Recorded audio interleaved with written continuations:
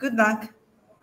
Merhaba arkadaşlar, hepiniz IEFT Talks webinarına hoş geldiniz. Bugün Teknoloji Devi Japonya'da İşletme ve Ticaret bölümleriyle Nagoya University of Commerce and Business'tan Freddy bizlerle olacak. Lütfen sorularınızı sağ alt köşede Questions bölümünden yönlendirmeyi unutmayın. Yes, Freddy, the stage is yours now. Thank you very much, and welcome everyone. Happy Friday. I'm glad to see a busy room interested in coming to study in Japan. So I will give a brief presentation, okay, and then I will open up the floor for questions, okay. It can be university-specific questions. It can be a little bit about Japan. I'm a British national. I've been living here for 10 years, so I may be able to help answer some questions. We've got a lively bunch, so hello everyone. Thank you again. So I'm going to go ahead and share my screen.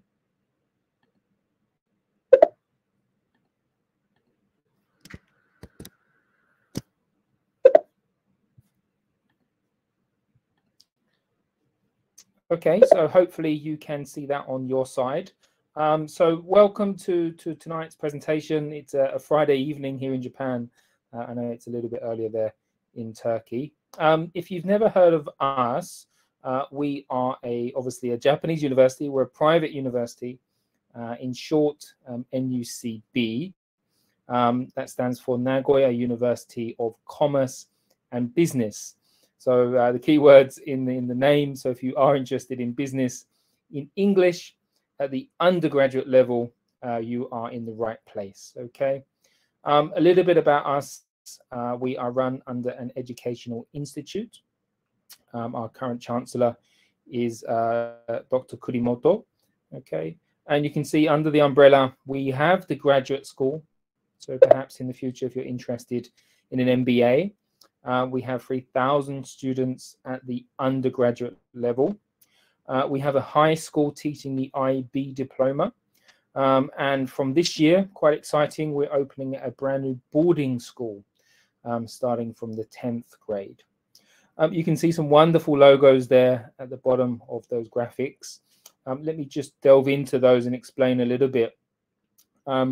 We as an organization just became triple accredited. We are the only triple accredited school in Japan. We became the 111th worldwide. So that relates to 3 accreditations. So in the top middle, you can see something called AACSB. And then below that, you can see Amber and then Equis.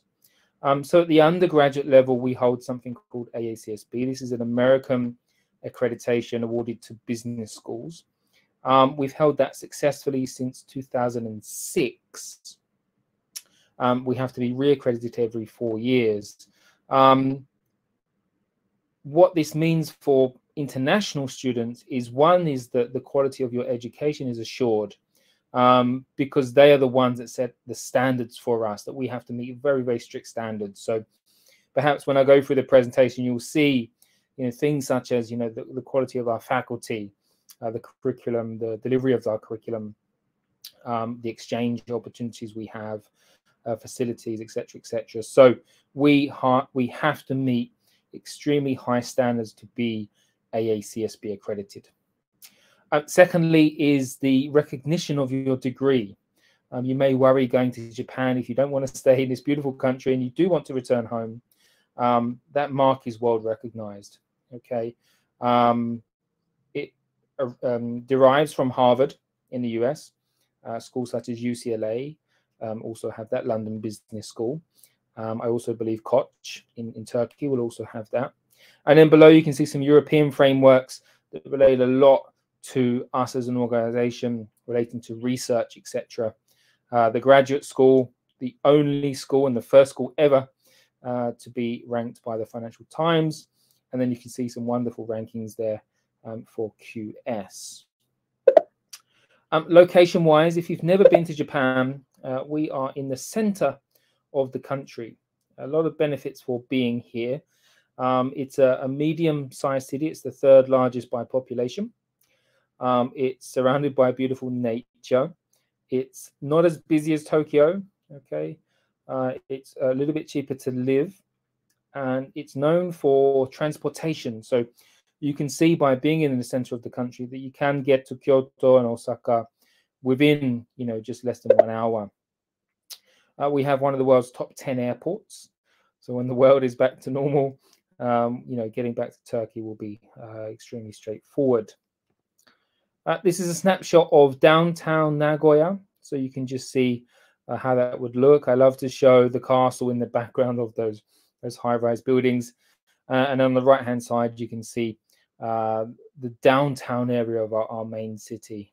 Okay. Within the area, plenty of companies have their headquarters. I'm sure you've all heard of Toyota. Toyota is just a few minutes away from our main campus, which is here. So I'm based in Nishin. It's quite rare to see something like this in Japan, where it's beautiful, it's green, but it's also quite large because 1.5 times the size of Tokyo Disneyland should kind of give you an aspect of that size. And perhaps unlike European or perhaps some schools in Japan, it's an all-in-one campus. So you don't have to spend your time between campuses or whatever that may be that costs obviously time and money. You can see here we have sports facilities, we have dining options, library. We have buses that run to the local train stations as well. So a very convenient campus life. Dormitories are also within walking distance. Okay, some students cycle, some students walk, some students take the school bus, some may even drive. Okay, it's quite common here. Here's a snapshot of our facilities. So we are very modern. We do invest heavily in our facilities. 7-Eleven, very famous in Japan. Students love it that it's easy to get snacks. You've got the ATM facilities. Bottom middle is our cafeteria called Soda Cafe. Top right is the library, and top middle is the classroom. And I'll get into that a little bit later because it's quite unique in its design, right? Hopefully you can see that. Just last year, we opened a book cafe. We did a collaboration with a famous stationery company. Again, it's very modern. We love building things like that where students feel comfortable to meet their friends on campus. Plenty of clubs and what Japan calls circles. Doesn't have to just be sports. Obviously, we're famous for baseball here, but we also have American football. We have tennis. We have music clubs, and we do a lot as a university to integrate Japanese nationals and international students. There's a lot of events both on and off campus. So let's delve into a little bit more about academics. So we offer the Bachelor of Business Administration. It is taught entirely in English. It is a 4-year degree. We typically bring in around 200 international students every year, approximately 35 different nationalities represented. So very diverse. Okay, we would love some Turkish students to come and join our batch. We do have a lot of European students, but we also have a lot of students from Asia, but also as countries like Mexico, Libya. So a very, very diverse bunch on campus. The idea behind a BBA is for you to understand all of the components that makes a business successful. So you can see it on this left-hand side, some of the major components that you would study, such as management, such as marketing, finance. Okay, it is a fixed curriculum. There are some electives towards the end of your degree, but you can see here from year 1 to year 4 that we start off with business fundamentals, liberal arts, okay? And then as you progress, you go more deeper into that knowledge.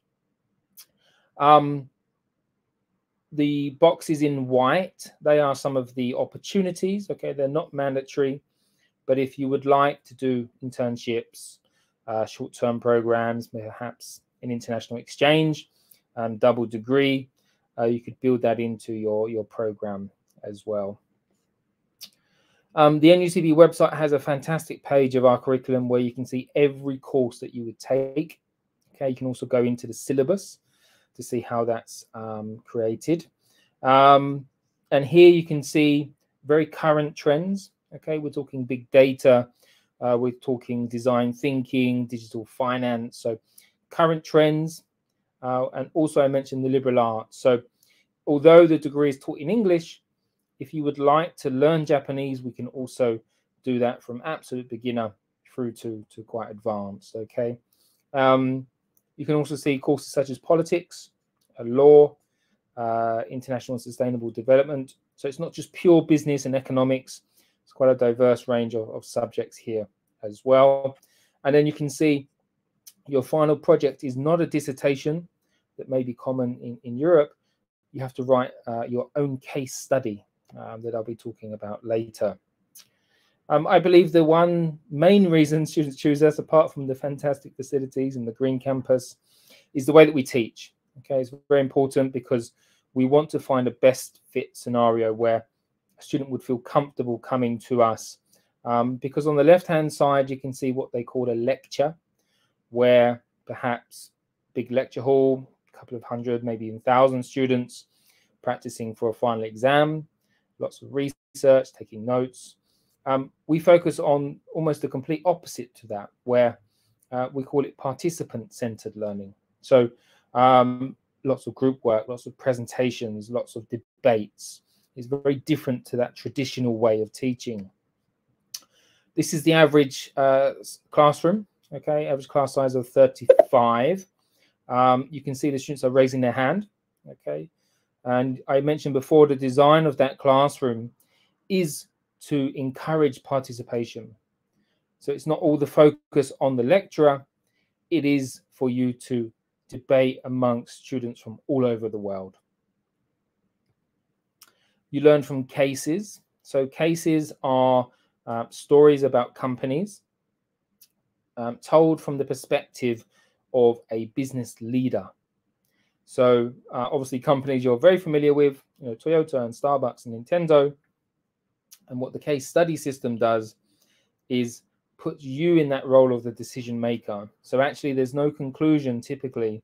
So you read your story, you do external readings, and, you know, it could be, you know, Starbucks from a marketing perspective moving to India, let's say. And then you have to decide what you would do, why you would do it that way, and how you're going to implement your strategy, kind of. That is the way that the case method. So this is how I would do it scenario. So in that academic environment, you have the opportunity to learn practical business scenarios, right? This style of teaching comes from Harvard. Yeah, they teach this at their MBA, so world famous. And Harvard themselves have done their research to say this is much more beneficial for business school students than, you know, studying, memorization, final exam. For other majors, it may be useful, but certainly for business, they've proven that actually it is not. Okay, certainly to build critical thinking, logical thinking, leadership skills. And, you know, in today's day and age, working with people from all over the world is one of the most desired things that employers look for nowadays. So that leads into our assessment of students. There's no final exam. A lot of your weighting to pass your class and get the good grades comes from participation. That can be as much as 60% of your grade. There are other ways to assess you. That could be, you know, report writing. It may be simulation in the finance-related classes, quizzes, etc., just to make sure that you've done your readings. Typical class schedule would look like this. Majority of students have one class per day, Monday to Friday. The only way that changes is depending on your Japanese language level. Okay, one class lasts for 200 minutes, and one class lasts for 7 weeks in length. Okay, so if we use business negotiation as an example, on a Wednesday, you start at 9:20 a.m., you finish at 12:50. You then have that same class for 7 weeks. So you do get to study a lot of different subjects. You can also see here what we call a free period. If it is a morning class, then obviously your evenings are free. But what that means is that you have a lot of independent study to do. So we don't have the lecture system. And you can imagine 200 minutes is quite compact for us to have the debates, have the discussion in the class, for the professor to lead you into theory, lead you into what the learning outcomes should be, or what your takeaways, what you should learn from that week's topic. But you should spend 2 to 3 hours in your free time preparing for the next day's class. So if you finished on the Tuesday, you then need to read the case for Wednesday. Okay, so you've got your case for business negotiation, week 2, week 3, whatever it may be. And on the outside, you must think, wow, only one class per day. But do keep in mind that there's a lot of assessments to be done. So, on a Thursday, you may have to do group work. You may have a presentation. There may be companies coming that you need to present to as well. So, organizational skills are very important to succeed at NUCB. You can also see here that we either start in September or April. Japan typically is April, but for international students, we start in September. So I mentioned it was 7 weeks long. So start in September, 7 weeks. You have a short break. You then go to another 7 weeks, and then you're into January, which is your winter break. Winter break starts from January and it finishes in April. It is a long break. Okay, it's quite unique to NUCB. So missing home, good time to get back. Want to study Japanese intensively, perfect. Maybe you want to do some part-time work, which is obviously allowed in Japan. You may want to do a winter program. You may want to do an internship. You may just want to relax. But, that big chunk of time is very important to our students because of the way that we teach. We want you to be refreshed. We want you to come back and be ready to go. Okay, and then the same applies to April. So you've had your winter break, come back in April, 7 weeks, short break, 7 weeks. August is your summer holiday. Okay, hopefully that makes sense. If not, feel free to put in the chat and I'll do my best to answer. We have a lot of opportunities off campus. We have a fantastic international affairs department that arranges these activities for you. And I mentioned the international program. So we have different kinds of students on campus. Some love Japan. They want to study Japanese. They want to work for a Japanese company and stay for 4 years. But we also have some students that do want that global campus experience where they want to spend, 2 years in 2 different countries, let's say. So year 1 in Japan, year 2 in Canada, year 3 in Italy. That kind of scenario you could make happen. I mentioned in the beginning of the presentation the accreditation that we hold, and I mentioned before how strict they are. They're also strict on who we partner with. Okay, so we have over 100 partners across more than 40 countries, but just a few names here. You can see Bocconi, you can see Seoul National University in South Korea, Ivy Business School in Canada. We partner with Koch as well. We have a long-standing relationship with them. So we have built up a fantastic exchange program if you would like to. We would pay for your flights and there's no extra tuition to pay. So you're paying Japanese tuition, but you could go to Europe, you could go to North America, etc. Also, double degrees is an opportunity. Usually it's a 2+2. 2 years with NUCB. Make sure you've got your attendance and grades up to scratch. You then go off to, let's say, France, and you do your final 2 years in France. You get 2 business degrees. You pay 1 tuition.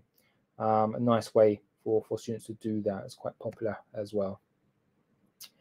Employment success rate of the university. If you know much about Japan and Japan's demographics, sadly, the population is set for decline, and the number of 18-year-olds is a little bit of a concern. So the country is doing their best to attract international students.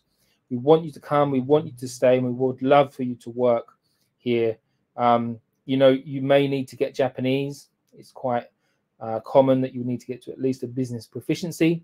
It's not impossible. Okay, we're here to help if you would like to do that. And here's just some companies from the past year. Our global BBA has been running for 20, 30 years as an exchange program, but we officially started for full-time students in 2018. So actually our first graduating class will be this year, which is quite exciting. Let's look at tuition. So the 4-year total, including an entrance fee and including your tuition, is 4.831500 JPY. Okay, that's about 44,000 US dollars, 38,000 euro, 570,000 Turkish lira. Obviously, that includes your case. Okay, so there's no requirement for you to be buying books, etc. Payments are split 2 times per year. If you do apply and you are accepted, just be aware of the application deadlines. It's a little bit different to a lot of countries in Japan that you need to pay around 8,000 US dollars to secure your place. Okay, that includes your entrance fee as well as your tuition for the first 6 months. Monthly living costs, I mentioned this part of Japan is very reasonable. We estimate around 85,000 Japanese yen per month. That's about 680 euro, about 800 US dollars, about 10,000 Turkish lira. Okay. We have rooms. These are university-owned property. We have male only. Within walking distance. It's a private room. You don't share. So you have your own shower, your own cooking facilities, a very big apartment. Yeah, Japan has a perception that it's quite small, but it's quite a nice size apartment. This is the female dorms we just renovated last year. So you can see beautiful new shower and cooking facilities there as well. So I mentioned that we have intake 2 times per year, spring and the fall, depending on when you graduate from high school and what you're doing. Requirements and procedures, I won't spend too long here, but if you do have questions, let me know. You must have equivalent of 12 years of education, so from primary, elementary school through to your senior high school. All nationalities are eligible. We require an English proficiency score, but we're very flexible in that because we will have an interview. Okay, you've seen the case method. You can realize, you know, the proficiency required is quite high level. There's no requirements in terms of your high school subjects. Okay, you didn't have to study business, economics, mathematics, etc. Okay, it also makes sense if you have, but we have had students in the past that perhaps studied a lot of science subjects. No problem, as long as your reasoning for choosing a business school is quite strong. We have rolling applications, so that means that once per month, there's a chance for you to apply. Everything is online, document submission as well. We recommend that you head to the download page of our website. I'll put some links in the chat before I finish up. You can see the letters of recommendation required, some essays, and obviously we will arrange an interview and exam that would be online. So let's talk about scholarships. They are automatically considered. So that means there's no extra essays to complete. There's no more financial documents you need to provide, because Japan, by majority, is merit-based scholarships, not financial needs-based scholarships. So we look at your whole profile, transcripts, essays, English proficiency, interview outcome, and we may offer a tuition reduction, 30, 60, or 90%. If you're not awarded the reduction, we will give you a brand new MacBook Air. So the minimum you're going to get is a computer for your studies. If you're taking the IB diploma and you get 32 points or higher, we automatically guarantee that 30% equivalent scholarship. Depending on your score, the admissions offer may go higher. We have housing scholarships. So those that impress during the interview will give you basically a 30% discount on the rent available for all 4 years. And then I mentioned before, study abroad. Okay, so flights, no extra tuition. Other things include government scholarships that we apply for, and then post-entrance NUCB scholarships, private organizations, local governments, etc. So a lot of scholarship opportunities as well. Okay, so hopefully you found that interesting. Thank you very much for listening. I'm going to do my best to answer your questions. Okay, So if you have any questions, do let me know. I'm going to go through what we have here already. Lots of hellos in the chat. Hello, thank you for joining. Let me check the questions as we go through now. Okay, so I've got a very good question here. I was looking into the application dates, but there is only stages and dates written. What does those stages mean? Can we apply to any stage? Additionally, is IELTS generally accepted? Okay. So first of all, let's talk about IELTS and perhaps English proficiency. It has to be the academic, okay, not general training. We're not allowed to accept that, okay. And if we look at application dates, let me share my screen again.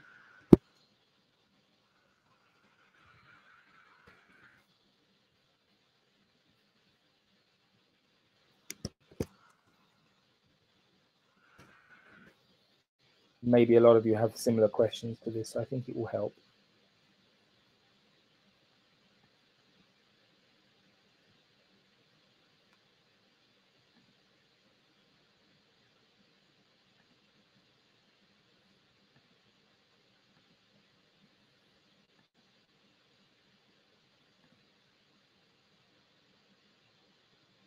Okay, so hopefully you can see the NUCB website now. If we go into programs and we go into the global BBA, and we scroll down and we go through to application and admission information.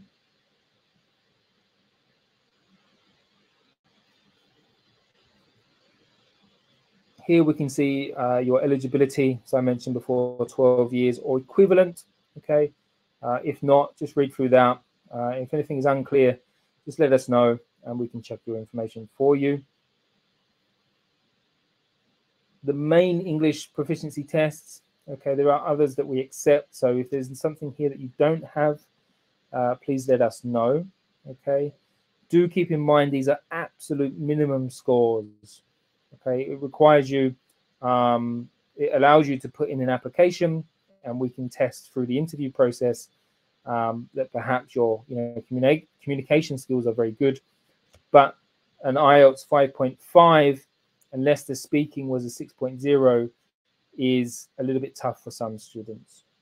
Okay, if your high school was taught entirely in English, you can ask for a waiver. Okay, if you've taken the SAT, for example, or you've taken the British A-levels or whatever that may be, the IB diploma, there's a lot of ways around that. We also accept Duolingo, so the online test, because nowadays a lot of tests have been cancelled. We also accept the home edition of TOEFL. Okay, so hopefully that answers your question related to that. And the question relating to deadlines. Okay, so for admission in 2022, sadly, spring is now closed, but those looking to apply in autumn, you're either in your final year of your high school, or perhaps you've already graduated. You have 8 chances to apply. Okay, stage 9 is only for domestic applicants or Japanese nationals. Stages offer equal opportunity, so it doesn't matter if you apply early or later, your chances of acceptance are the same. The only difference being, obviously, the earlier you apply, the earlier you need to financially commit to the university. Okay, so today actually was our last deadline for stage 5.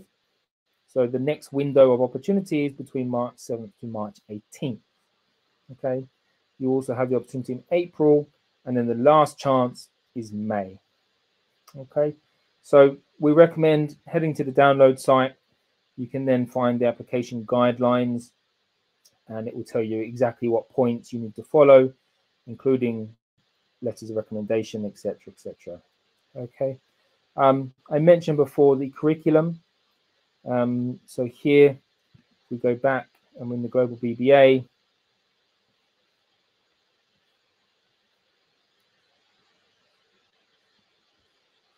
You can see, for example, year 1, all of the courses that you're going to take. Yeah. And if you click into that, let's go law and the environment. You can see the course overview. You can see the SDGs related to this. We can see the cases. So I mentioned before, 7 weeks, so day 6, day 7, exactly this topic you're going to study, okay? You can see here the method of assessment. So there's a preparation report. 50% of your grade is class contribution. So that means the discussion component that I mentioned before, okay? And you can also read about the instructor, okay? So Professor Anthony Townley is from Australia, but actually he was a lawyer in Turkey, and he used to work for Koç University. So we have very strong links to Turkey. He's a fantastic professor that has great experience, both academically, okay, PhD, but also working in the legal industry as well. Okay, so hopefully that answered your question about application deadlines. Okay.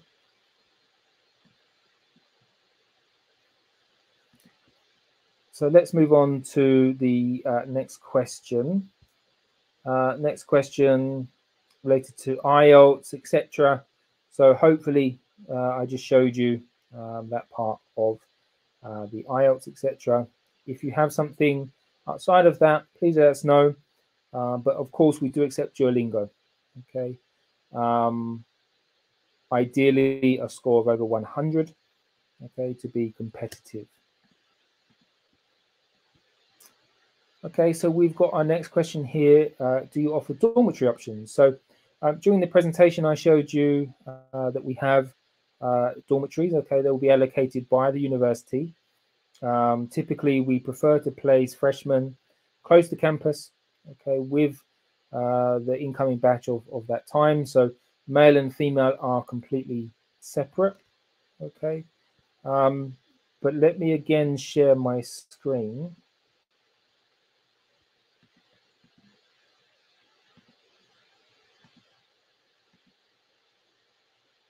So if we go into the campus section and we go into the dormitory,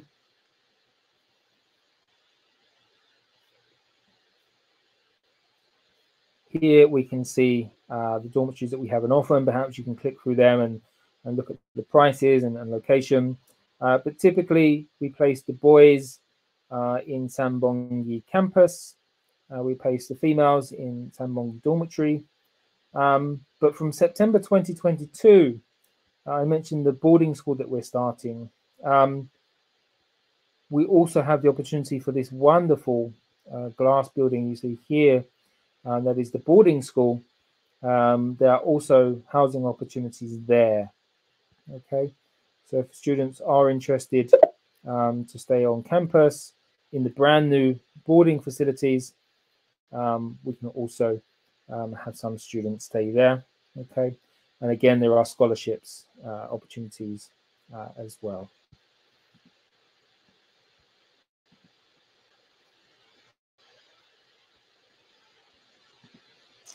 Okay, so we've got a good question here. So how many international students are there in Nagoya University? So let me just be a little bit clear here. There's 2 universities in Nagoya, main universities we can say. Nagoya University is a national school, okay, known for a lot of Nobel Prize winners, etc. We have no relation to them. Yeah, they are national, we are private. So NUCB, private institute, we have over 80 years of history. But in terms of international students, each year we bring in around 200. Okay, it's about a 10% component of our student population. Okay. Okay, next question here. Do we require the SAT? No, we do not. Okay, it's optional. Okay, test optional for that. We are holistic in admissions. So that means that, you know, the perfect GPA, the best SAT score, doesn't necessarily mean you're the best fit for the case method and our style of teaching. So there's a lot of touch points throughout the application process, essays, recommendation letter, interview, exam. They tell us a lot about you and your personality and your desire to come and study with us, more than what an SAT score could. Okay, of course we screen transcripts, but it is not meaning that we require SATs, etc., etc. Okay. Okay, let's move on. Do you provide a conditional acceptance certificate without getting an English score? I'm not sure I can fully answer that question. If you can kind of rephrase it, but let me try and see what I believe you're asking. Okay. You are not allowed to submit an application unless you have a score. Okay. So you couldn't apply, do the interview, and then we say if you get an IELTS 6.0, you're accepted. Okay. So your eligibility means you must have an English proficiency score. I mentioned we do accept a lot of online tests nowadays, so it's highly possible that within 48 hours you can get a Duolingo score. Okay. Hopefully that was kind of what you were getting to. If not, please ask again, and I'll do my best to answer that.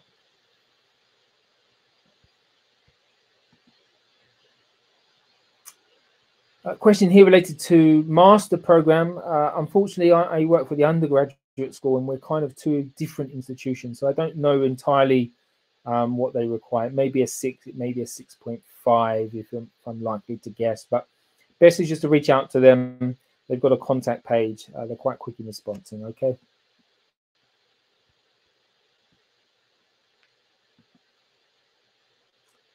Okay, we've got a good question here. Regarding the letter of recommendation, let's say I'll be taking it from my high school. Does it have to be the principal or any of the related teachers? It could be anyone that knows you well enough to answer the questions that we're asking. So we're asking them to judge you on leadership skills, on creativity, okay, amongst your peers. So it could be a homeroom teacher, it could be a teacher that knows you well enough. You know, one letter is more than enough, but you may want to get more if you like, if you think it adds value to your application. But unless the principal knows you, okay, and has witnessed you in the classroom, it may not be the best person to ask. Okay. So usually it comes from a school teacher, a guidance counselor, someone like that. Okay.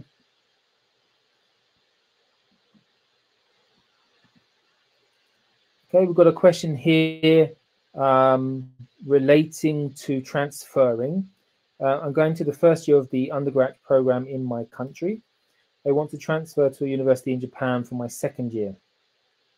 So I can talk about NUCB, and I can kind of talk about Japan as well. Japan is unique in the aspect that every university has their own admissions policy, requirements. So I can't speak for all universities, sadly. Yeah, you have to kind of find out who you're interested in and speak to them directly. Not all universities accept transfers. Okay, some do. If we talk about NUCB, we do accept transfers. We have transfer students on the program. We cannot tell you before applying if you're eligible or not. Okay, so you need to go through an official application. You need to submit your transcripts from your university, including your syllabus. You still have your interview, your exam, your document review. Then if you're accepted to the program, we will tell you alongside the acceptance letter how many credits you've transferred, if you're possible to transfer into year 2, let's say. If you're studying relevant courses, business, marketing, it's highly possible that you can transfer. Okay, we still need to check things like contact hours, syllabus, course descriptions.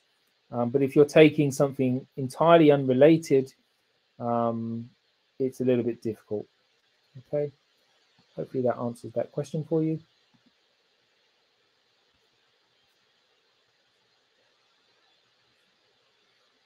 Okay, so I'm finished with the questions. I'm happy to stay. So if you have any other questions, feel free to type them in the questions box. Okay.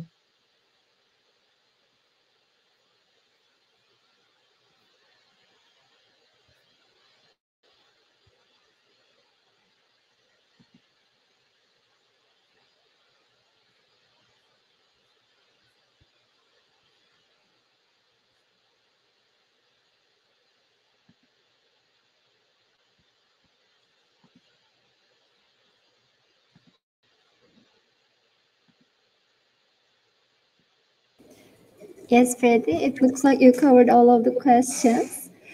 Also, could you please share an email address on the chat box so that the participants can directly contact if they have any other further questions? Sure.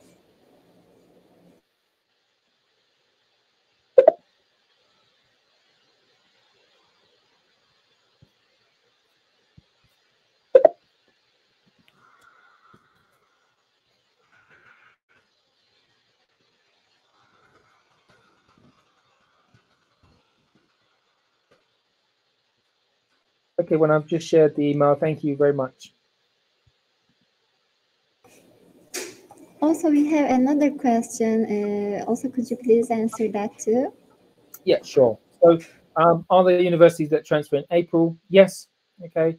Obviously, I can't speak for everyone, like I mentioned before, but in terms of NUCB, we can accept either April or September. You just need to submit a formal application. Okay. Yes, thank you very much for the great presentation. It was an informative session for the attendees, and you covered all of the questions. Thank you for your answers too. Also, I would like to thank the participants in Turkish as well.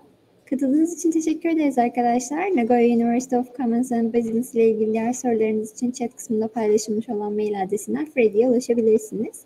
Bir sonraki webinarlarımızda görüşmek üzere. Thank you very much again, Freddie. It was a pleasure to have you in IEFT Talks.